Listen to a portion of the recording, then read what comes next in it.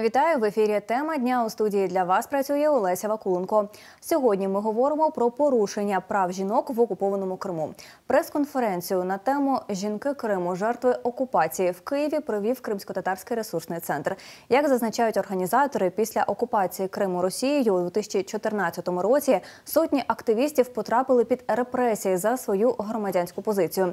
Спершу це були лише чоловіки, однак російська влада не зупинилася та почала обмежувати права жінок Криму. Якою є реальна ситуація на півострові щодо цього, які права порушують та як можна захиститися, говоримо далі. З нами у студії правозахисниця, менеджерка Кримсько-татарського ресурсного центру Людмила Коротких. Людмило, добрий вечір. Доброго вечора. І перш ніж ми перейдемо до якихось фактично точкових таких прикладів, спочатку хотілося поговорити про саме дослідження. Як ви його проводили, як довго воно тривало, як ви збирали інформацію? Насправді це дослідження, я не можу сказати, що це було якесь окреме спеціально направлене дослідження, яке стосувалося б саме вивчення цієї ситуації, оскільки це є частиною нашої роботи, тієї нашої діяльності, яку ми робимо завжди. І можна сказати, що саме з початку окупації Криму, коли ми почали наша організація, з 2015 року, коли наша організація була заснована, ми почали фіксувати порушення абсолютно всі категорії, і в тому числі на той час ми не виокремлювали за гендерною якоюсь ознакою, тобто фіксували абсолютно всі порушення. Але згодом, коли ми побачили, звісно, що здебільшого страждають чоловіки і більше говорять, це зрозуміло, що оскільки кількість більше по цих порушень говорять саме про ці факти, ми зрозуміли, що необхідно окремо наголосити і зробити таку статистично більшу інформацію надати дані, проаналізувати ці ситуації, звести докупи воєдино всі ці порушення, які стосувалися саме жінок на території тимчасово окупованого Криму, оскільки вони також страждають і часто ми буваємо, що забуваємо говорити про це, нагадувати про це. Але це дуже важливо про це не мовчати, про це говорити, оскільки вони страждають, вони зазнають утиску своїх прав, які закріплені не лише в міжнародних документах, але й в внутрішньому національному законодавстві України, в тому числі навіть Російської Федерації. Ці всі норми вони закріплені, але, на жаль, ці порушення відбуваються, і тому ми вирішили, що необхідно це зафіксувати, систематизувати, і оскільки була нагода озвучити ці цифри до 40-річчя вступу у силу Конвенції з ліквідації дискримінації щодо жінок, саме ця дата була обрана для проведення саме презентації. Дата в сенсі до 40-річчя вступу в силу Конвенцію про ліквідацію всіх форм дискримінації щодо жінок, правильно? Так. Ви говорили про міжнародні документи.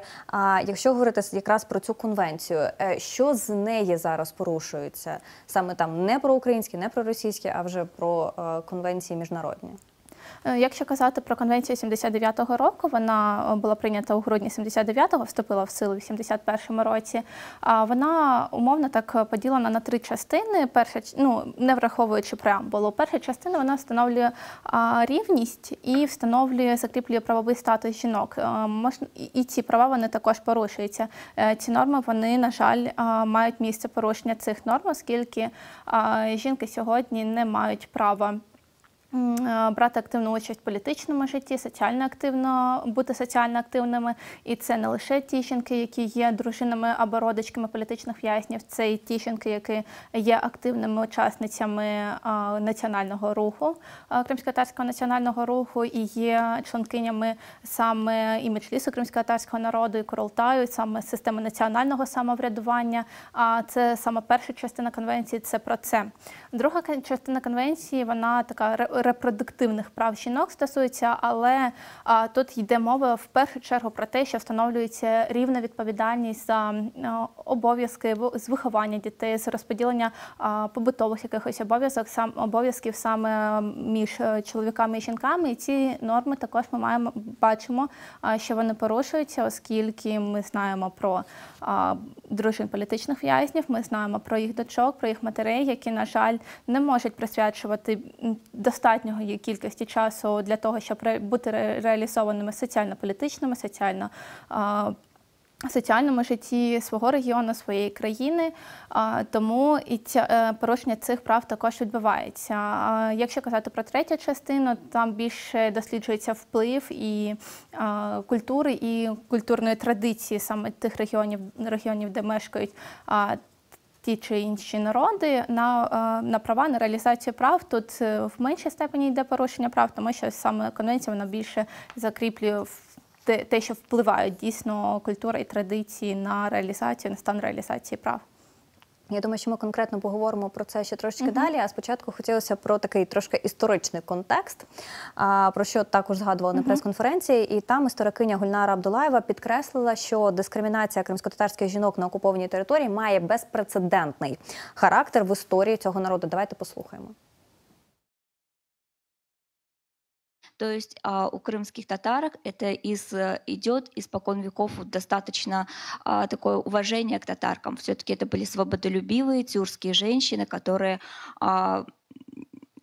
как по-украински выборывали, да, свое право, и действительно с ними считались. И как раз, когда уже наступил такой переломный момент, когда началось такое движение за возрождение Крымской Народной Республики, именно в том виде, в том государственности, в Курултае как раз-таки были достаточно яркие женщины. Женщины были наравне с мужчинами. То есть если в той же Европе, когда мы сегодня мы слышали по поводу конвенции, говорилось о том, что женщине приходилось отстаивать свои права, то в Крыму были совершенно иные процессы. Там було ще більше інформації, на жаль, не все ми можемо показати. Можливо, ви хочете щось додати до того, що ми послухали, саме про історичний контекст того, що відбувається? Ну так, дійсно, як вже казала пані Гульнара, це історично склалося, що жінки у кримських татар вони беруть активну участь у політичному, суспільно-політичному житті свого народу, свого регіону. І навіть коли був перший Курултай у 1917 році, делегатками Курултаю були, серед делегатів Курултаю першого також були жінки, і тому це дійсно, що нетипова ситуація сьогодні складається на півострові, коли жінки вони зазнають якихось утисків або якихось обмежень в тому, що вони не мають права повноцінно реалізовувати ці свої можливості, які закріплені, які були надані не лише міжнародними документами, не лише на законодавчому рівні, але й в культурній традиції саме нашого народу. Воно було закладено ще споконвіку, як кажуть. Але сьогодні ми знаємо, що ні делегатки Курултаю, ні членкині Меджлісу кримськотатарського народу, ні членкині місцевих та регіональних меджлісів, які знаходяться на окупованій території, вони не мають можливості реалізовувати свої представницькі функції і бути корисними для свого народу, приносити ту користь, яку вони могли б і яку вони хотіли би приносити, оскільки вони обралися. Це вільні демократичні вибори були пройдені, це певний шлях, певний етап, коли вони боролися за те, щоб мати ці права, мати можливість входити до цих органів. Але, на жаль, сьогодні вони не можуть реалізовувати ці свої права. Ми знаємо, що Меджліс заборонена на території окупованого Криму.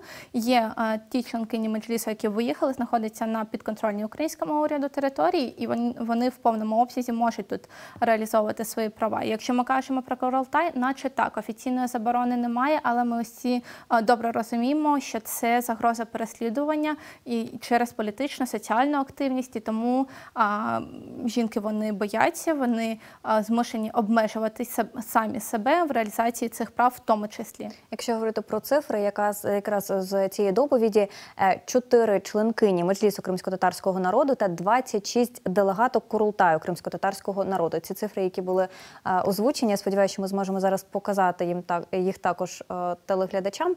Говорячи про це, можна трошки прикладів, як би могли жінки реалізуватися в цьому і на що би вони могли вплинути, якби ця можливість в них, якби її не забрала російська влада? Ну, дивіться, якщо ми кажемо про систему Курултай-Меджліс, це представницькі органи, які несуть відповідальність і регулюють життя абсолютно у усіх сферах суспільного і не лише суспільного, і політичного життя корінного кримськотатарського народу. І тому Це дуже важливо, тому що є і управління з правових питань, є управління з освіти, зі спорту, з розвитку ЗМІ та ще багато інших управлінь Меджлісу кримськотатарського народу, в яких активну участь також беруть жінки.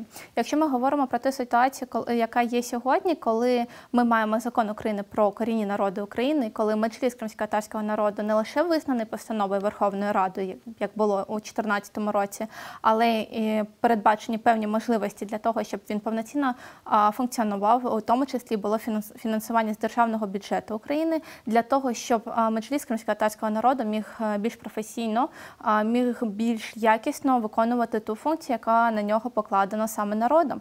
І тому жінки вони могли би реалізовувати себе саме в цих галузях, яка їм більше подобається, і могли б таким чином приносити користь і сприяти розвитку саме тієї галузі народу, свого народу, в якій вони мають певну експертизу, мають певний досвід, і тому вони могли б впливати на рішення. Ми знаємо, що Декларацією ООН з прав корінних народів закріплено положення, принцип про те, що будь-яке рішення, яке приймається, яке стосується корінних народів, воно повинно бути після попередньо усвідомленої та поінформованої згоди з представницькими органами. Саме цей інструмент є, коли жінки можуть дійсно впливати на процес прийняття рішення. Якщо говорити в цілому про утиски, про репресії, з 2014 року можна говорити про якісь тенденції, що ситуація погіршується або вона стабільно погана? Казати про якісь тенденції, саме що стосується жінок, дуже складно, тому що ми знаємо, що здебільшого арештовують чоловіків, але тут ми не можемо не згадувати про дружини, дочок, які страждають, тому так, дійсно, ця тенденція є. На сьогодні ми маємо 67 дружин політичних в'язнів, ми маємо 103 дочки політичних в'язнів, це вже враховуючи ті останні арешти, які були після нашої прес-конференції. І, на жаль, ми маємо також цю тенденцію, коли збільшується саме кількість родичок політичних в'язнів. Якщо казати про притягнення до кримінальної відповідальності, ми знаємо, що 5 випадків за період окупації Криму було. Останній випадок був на початку цього року, коли громадянка України, яка мешкала на території Криму, Ніну Малахову або інше її ім'я Латіфа, було засуджено до 4,5 років позбавлення волі через начебто фінансування тероризму або сприяння тероризму. У неї стаття 205.1. Тому ми не можемо сказати, що переслідувати жінок перестали або на них не чиниться тиск. Ми, на жаль, знаємо випадки, коли чиниться тиск через те, що використовують кримськотатарську мову на робочих місцях, і також через це страждають жінки, ця ситуація вона стабільна. Ми знаємо, коли є певний тиск, коли не дозволяють батькам відкривати або писати заяви на вивчення рідної мови, і тоді в більшій частині випадків це стосується саме жінок, саме вони зазнають прямого такого тиску і такої дискримінації відчувають вони саме на себе, на собі. Тому тут важко казати, що є чи немає якоїсь динаміки, але ми бачимо, що ці випадки вони не є якимись стабільними, але вони є, вони час від часу трапляються, і ми, на жаль, змушені їх фіксувати. І, зокрема, ви вже почали про притягнення до кримінальної відповідальності. Телеглядачі могли бачити і інші цифри, які були представлені. Зокрема, йшлося про 2 заочні арешти. Так. Можемо говорити, яка причина там була? 2 заочні арешти. По-перше, потрібно розуміти, хто ці жінки, яких заочно арештували. Перше, це журналістка першого кримськотатарського телеканалу АТР, це Гульсум Халілова.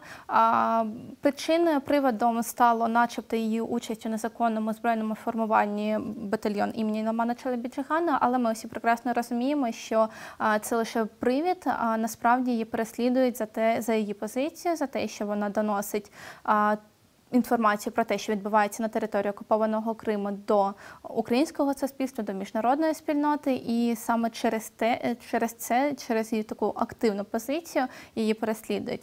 Другий випадок заочного арешту – це дочка політичного в'язня Едема Бекірова, Елеонора Бекірова, яка навіть яку також намагались включити до розшуку до Інтерполу, до міжнародного розшуку. І заочно вона арештована, вона оголошена у розшуку, федеральний розшук на території Російської Федерації. І тут ми також розуміємо, що це пов'язано з її активною позицією, те, що вона говорила про те, що її батько незаконно переслідують. Ми знаємо, що на сьогодні вона є співробітницею Офісу Уповноваженої Верховної Ради України з прав людини. Тому через таку також позицію, через її діяльність її намагаються притягнути до відповідальності за те, чого немає насправді. І також було про 18 обшуків. Які саме обшуки ви рахували? Тобто це саме коли приходили через діяльність жінок до них в квартири або в будинки, чи як? Так, звісно, що в першу чергу, це не в першу чергу, а лише у даному випадку рахувалися ті обшуки, які стосувалися саме позиції або діяльності, через яку приходили до жінок.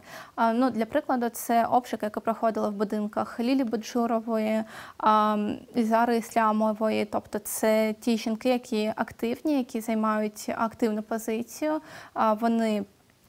І, як правило, більшість цих обшуків вони проходили на початку окупації, тобто 14, 15, 16 роки. Також серед цих 18 обшуків є випадок, коли приходила до будинку викладачки кримськотатарської мови та літератури, тобто до вчительки приходили і проводили обшуки. Це також пов'язане з тим, що вона намагалася навчити майбутнє покоління рідної мови і передавати ці знання. І, звісно, що ми рахували у цій статистиці, на цій інфографіці приведені лише випадки, коли приходили до будинків активних жінок.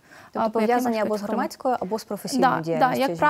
Як правило, в більшості випадків це були або блогерки, або журналістки, тобто ті, які активно висвітлювали і продовжують висвітлювати ситуацію на території тимчасово окупованого Криму. Окрім того, там було одне насильницьке зникнення.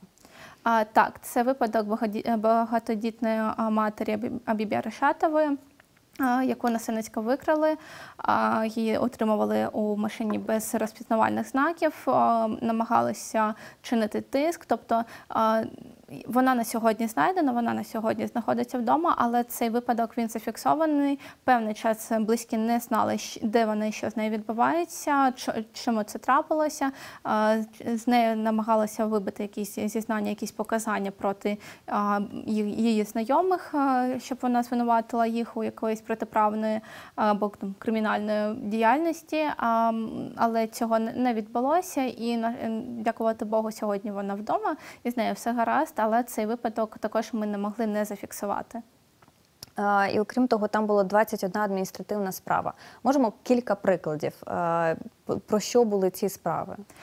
Це справи про, як правило, стосуються матерів, дружин, сестер, родичок політичних в'язнів, які або виходять на одиночні пікети на підтримку своїх рідних, або які приходять на суди для того, щоб підтримати своїх рідних, мають якусь або розмову з приставом, або якось їм не сподобалося, що вони там торкнулися свого родича, там свого чоловіка, і складаються певні адміністративні протоколи на невиконання якогось законного розпорядження або на порушення законодавства про публічні акції.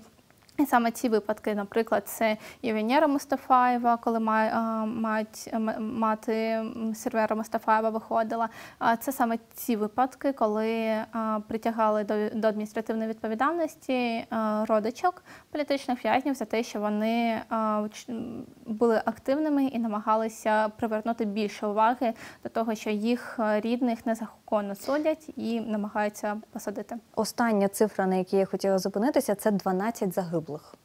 Так, на жаль, ми маємо цю сумну статистику. Це 12, дві з них це Більшая Кашка, це ветеран національного руху кримськотатарського народу, яку ми знаємо, що вона загинула при спробі її затримати у кареті швидкої допомоги. І ми всі прекрасно розуміємо, що саме причиною цього стали дії силовиків на території тимчасово окупованого Криму. Другий випадок – це Моміня Алієва, це також кримська татарка, яка загинула за досить дивних обставин. І розслідування цього даного інциденту, воно також не відбувалося. Інші 10 випадків – це жертви Керченського теракту. які відбувалися у жовтні 2018 року, коли у коледжі був масовий розстріл, і саме 10 жінок постраждали внаслідок цього теракту. І також ми знаємо, що були спроби спекулювати російською владою на ці події, і це дивно виглядало, коли наче так багато терористів вони затримують, але теракт чинять саме абсолютно інша людина, яка не має ні до кримськотатарського народу відношення, ні до релігійної спільноти, яку вони переслідують. І з того, що ви казали, я зрозуміла, що переслідування вони не обмежуються територією саме окупованого півострова. Навіть жінки, які виїхали, все одно можуть зазнавати цих переслідувань, репресій і якихось утисків. Так, дійсно, як це було останній випадок, це з Ніною Малаховою, яка дійсно вона мешкала на території Криму. Потім вона вийшла заміж, виїхала за межі території, за межі Криму, але тим не менше її притягнули до відповідальності і намагаються з нею зробити людину, яка сприяє тероризму і розвитку тероризму, хоча ми прекрасно розуміємо, що це дійсно була благодійна діяльність і спроби допомогти людям, які цього потребували. І окремо також говорили про переслідування жінок-юристів в Криму. Я хочу, щоб ми послухали також фрагмент з цієї прес-конференції і потім його обговорили. Вот одно из последних предостережений я получила 21 августа 2021 года, в канун 30-й годовщины независимости Украины и в канун проведения Крымской платформы. А вот все это время с периодичностью как минимум одно предостережение в год. Бывало так, что вот в 2020 году и в 2021 году я получала практически 2-3 предостережения в год, это как правило. Данные предостережения направляются также в канун проведения каких-либо памятных дат, таких как День памяти жертв политических репрессий, жертв сталинизма, Международного дня защиты прав человека и, конечно же, День памяти жертв геноцида крымско-татарского народа, День депортации, 18 мая. Но другие дни тоже отмечают нас особенно. Это вот в дни празднования крымско-татарского флага национального, либо дни празднования Хадерлеза и других событий. У нас залишається буквально 3 хвилини, але я не можу не спитати про механізми захисту, які є, і як жінки зараз в окупованому Криму можуть захистити свої права. Дійсно, ці механізми вони є. В першу чергу ми орієнтуємося на міжнародні механізми захисту. І тут це працює і Європейський суд з прав людини, а його ніхто не скасовує. Це 14 стаття «Заборона загальної дискримінації», і можна її використовувати і звертатися.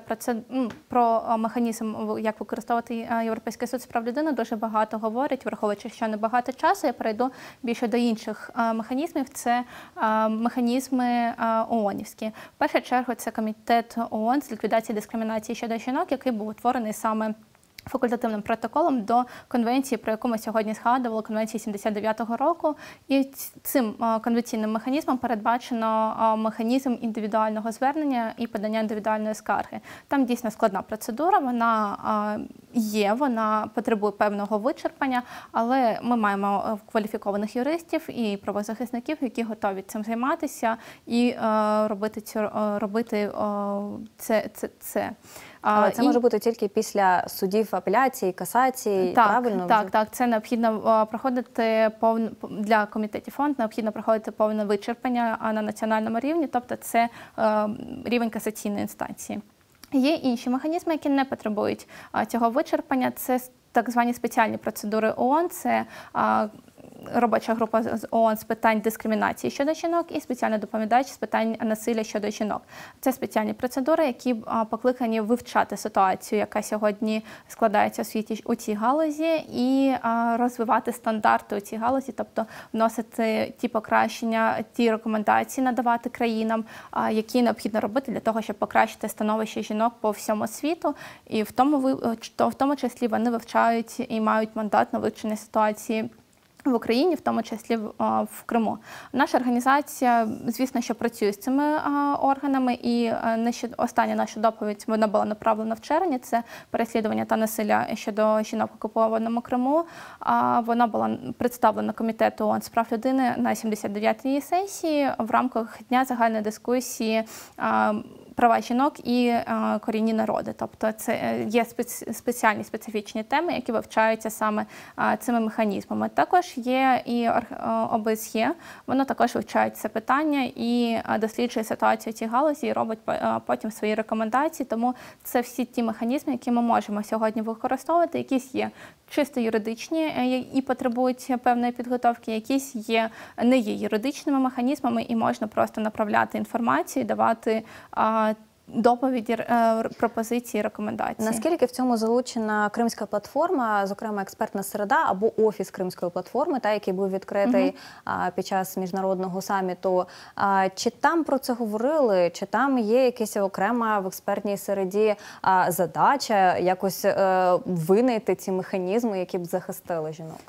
Ну, дійсно, що в рамках Кримської платформи є 7 робочих груп на рівні експертної середи. Одна з них – це група з прав людини, і інша – це, до якої входить безпосередньо наша організація, це яка стосується прав корінних народів. Я думаю, що робоча група, яка займається правами людини, вона буде підіймати це питання, оскільки це є невід'ємною частиною прав людини, тобто права жінок. Наша група, звісно, що зі свого боку буде робити на цьому також акцент. Звісно, що немає окремої групи, яка стосувалася прав жінок, тому що дуже багато насправді питань і болючих тем, які необхідно розглядати і вивчати, і ми не можемо робити робочі групи по кожній з них, тому це буде об'єднано в певних тематичних блоках. І звісно, що я можу казати за нашу робочу групу, і ми будемо підіймати це питання, ми будемо надалі адвокатувати це і привертати якомога більше уваги до цієї проблеми, і також надавати ті рекомендації, те, що ми завжди робимо, і пропозиції, що можна робити як на рівні України, як на рівні наших міжнародних партнерів для того, щоб покращувати ситуацію. І, звісно, що в кінечному результаті ми прагнемо деокупації півострова. Я сподіваюся, що ми зможемо далі вже говорити про покращення ситуації. Дякую дуже, що завітали. Я нагадаю, що у нас у студії була правозахисниця, менеджерка Кримсько-татарського ресурсного центру. Ми сьогодні говорили про порушення прав жінок в окупованому Криму. Передивитися цей та інші наші ефіри ви зможете на нашому сайті Суспільне Крим та на нашому YouTube-каналі. Ми з вами побачимося вже завтра о 20:05. Далі дивіться новини кримсько-татарської. Гарного вам вечора.